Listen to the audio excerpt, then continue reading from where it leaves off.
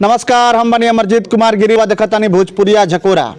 आज हम पहुंचल बानी गोपालगंज जिला के बरौली प्रखंड के सरया नरेंद्र पंचायत में और हमरा साथ में बानी बीडीसी प्रत्याशी के पुत्र बानी। बीडीसी प्रत्याशी यहाँ के माताजी बानी। माताजी के नाम बा कलीमुन निशा।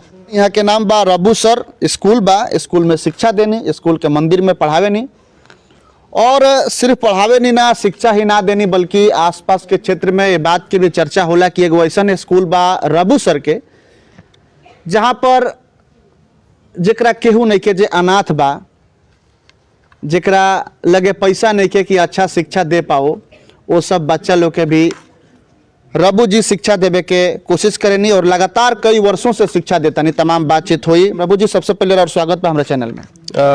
नमस्कार अमरजीत जी, आपका भी स्वागत है कि आप अपना कीमती समय दे करके और इस चुनाव के माहौल में, जिस चुनाव को महापर्व भी कहा जाता है, इसमें आप अपना कीमती समय दे करके और हमारे बातों को हमारे पंचायत के सम्मानित जनता के सामने पहुंचाने में अपना सहयोग कर रहे हैं। इसके लिए आपका भी बहुत बहुत धन्यवाद।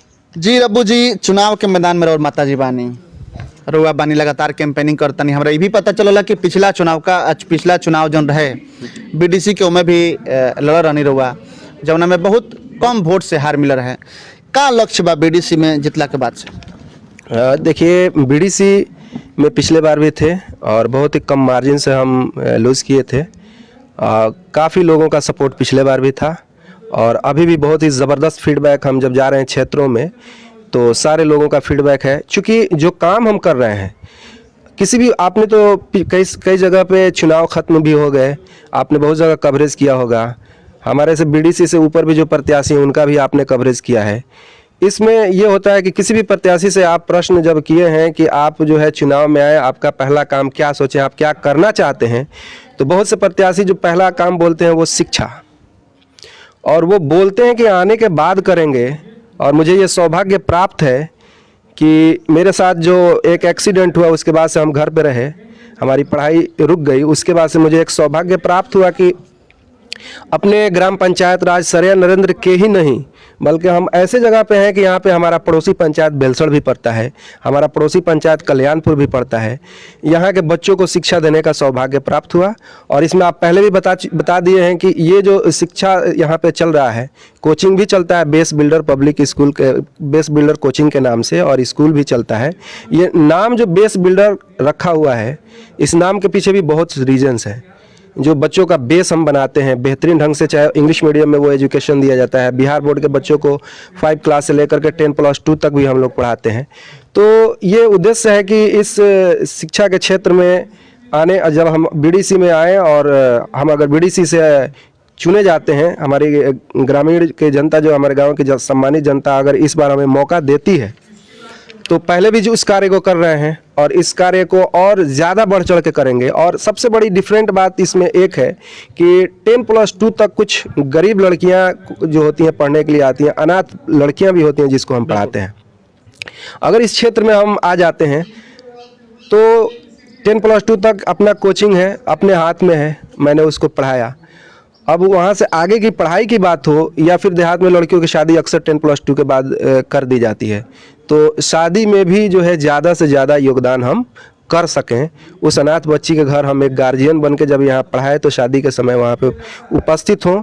और एक बात यह है कि अगर हम बीडीसी से जीत जाते हैं तो इसमें हमारे बात को मुखिया जो भी रहेंगे प्रत्याशी जीते हुए, उनसे भी हम जब कुछ बात कहेंगे कि मुखिया जी ये लड़की जो है इसकी शादी है, कुछ हम सहयोग कर दे रहे हैं, कुछ आप सहयोग कर देंगे, तो जाहिर सी बात है कि जब बीडीसी प्रत्याशी कहेगा तो मुखिया जरूर उस पर ध्यान देंगे। आम पब्लिक कहता है तो अक्सर ध्यान लोग कम देते हैं। बिल्कुल रबू जी, रौरा हिंदी में बोलता नहीं तो हम भी हिंदी में इंटरव्यू करम। रौर, क्या लगता है आपको जो आपका स्कूल है जिसके माध्यम से आप शिक्षा दे रहे हैं, बेस बिल्डर पब्लिक स्कूल के माध्यम से, क्या लगता है आपको कि चुनाव में इसका क्रेडिट आपको मिल रहा है और लेना चाह रहे हैं? जी हाँ, बिल्कुल। ये तो पहले इलेक्शन में जब हम फर्स्ट टाइम इसमें आए हुए थे तो इसका रिजल्ट हमारे सामने था। मतलब इसका भी क्रेडिट आप ले रहे हैं चुनाव में?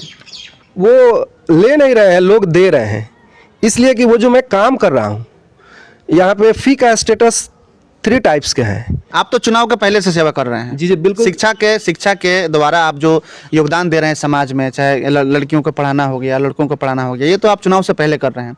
क्या अभी उसका जो है कि क्रेडिट आप ले रहे हैं, मिल रहा है? वो 2014 से इस काम को हम कर रहे हैं। 2013 में मेरा एक्सीडेंट हुआ था, 1 साल में हमारी रिकवरी हुई। 2014 से लगातार कर रहे हैं और ये क्रेडिट लेने वाली बात नहीं है। अब उस माँ को से जा कर के आप पूछिए कि जिसके पति नहीं है और उसके बच्चे हैं।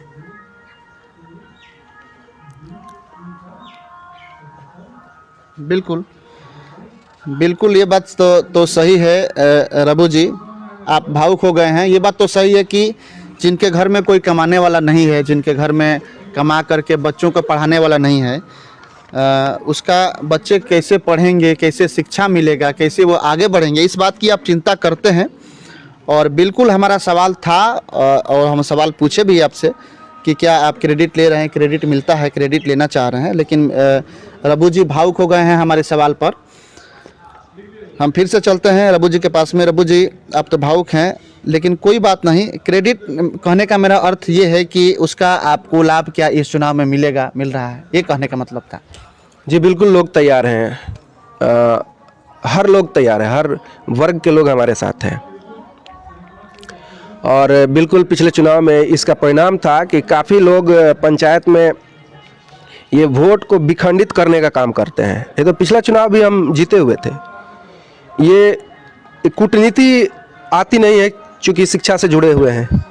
अपने स्टूडेंट्स को सीधा रास्ता दिखाना जानते हैं, चलते हैं और उसको बताते भी हैं। तो वो चीज़ें हमें बारीकी जो चुनाव में होती है, जो वो पता नहीं थी, जिसकी वजह से थोड़ा सा से आदमी वंचित रह गया। लेकिन सारे वर्ग के सारे जो लोग ने बहुत ही ज़बरदस्त सपोर्ट किया, जिसका नतीजा था 763 वोट्स। बिल्कुल। अगला सवाल रबू जी की, ये आरोप लगता है बीडीसी लोगों के ऊपर कि ये लोग जीत जाते हैं और जीतने के बाद से जाकर के एगो मोटरसाइकिल ना तो एगो फ्रिज ना तो एगो वॉशिंग मशीन ना तो 50,000 रुपया पर जाकर अपना वोट मतदान कर देते हैं। यहीं तक सीमित होता है इनका विकास। इसके ऊपर रबू सर क्या कहेंगे? देखिए, जाहिर सी बात है कि आप अपना वोट अगर देने के एवज में कुछ ले रहे हैं, तो जिस प्रत्याशी को आप पैसा ले करके और उसको ब्लॉक प्रमुख को चुन रहे हैं, पैसा उससे ले रहे हैं, तो फिर आगे आपकी बात को ब्लॉक प्रमुख जो भी चुन के आएंगे वो नहीं सुनेंगे। बिल्कुल। और मैं अपने गांव के जनता को भी इस चीज़ के लिए जागरूक करना चाहता हूं कि इस इलेक्शन में चाहे कोई भी प्रत्याशी, ये त्रिस्तरीय चुनाव होती है, इसमें कोई भी प्रत्याशी अगर पैसा दे करके आपको बहका रहा है, लालच मिला रहा है, तो समझ जाइए कि वो आपके लिए जब चुनाव जीत जाएगा तो वो कुछ नहीं करेगा। बिल्कुल करेक्ट। अच्छा, तो आप मतलब बिकेंगे नहीं? बिल्कुल नहीं। एक शिक्षक है, हमारा पेशा है, बस करते जाओ। कहीं ना कहीं अपना मत तो देना पड़ेगा। देंगे, बिल्कुल देंगे। सही आदमी को चुनेंगे।